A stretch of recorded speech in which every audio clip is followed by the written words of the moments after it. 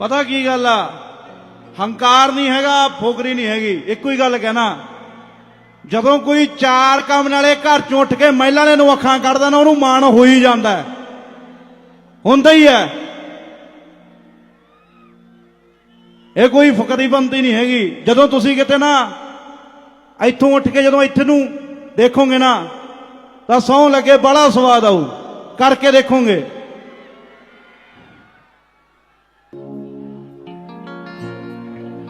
ਉੱਚੀਆਂ ਗੱਲਾਂ ਕਰਾਂਗੇ, ਹੌਲੀ ਹੌਲੀ ਨੀਵੀਆਂ ਦਾ ਕਰ ਲਈਏ ਪਹਿਲਾਂ। ਉਹ ਗਾਣੇ ਗੁਣੇ ਤਾਂ ਤੁਸੀਂ YouTube ਚੈਨਲਾਂ ਚੁਣਾਂ ਸੁਣੀ ਜਾਂਦੇ ਹੋ, ਗੱਲਾਂ ਸੁਣਨ ਵਾਲੀਆਂ। ਅਸਲ 'ਚ ਬੰਦਾ ਹੈ ਕੀ ਆ, ਮੈਂ ਕੀ ਕਹਿਣਾ ਚਾਹੁੰਦਾ ਤੁਹਾਨੂੰ, ਮੇਰਾ ਮੈਸੇਜ ਕੀ ਆ ਨਾ। ਖੜਕਾ ਦੜਕਾ ਤਾਂ ਪਤਾ ਹੀ ਆਪਾਂ ਨੂੰ ਵੀ ਆਪਾਂ ਕਰ ਹੀ ਲੈਂਦੇ ਹਾਂ ਨਾ, ਠੀਕ ਹੈ, ਤੁਹਾਨੂੰ ਸਾਰਿਆਂ ਨੂੰ ਪਤਾ ਹੈ ਜੀ।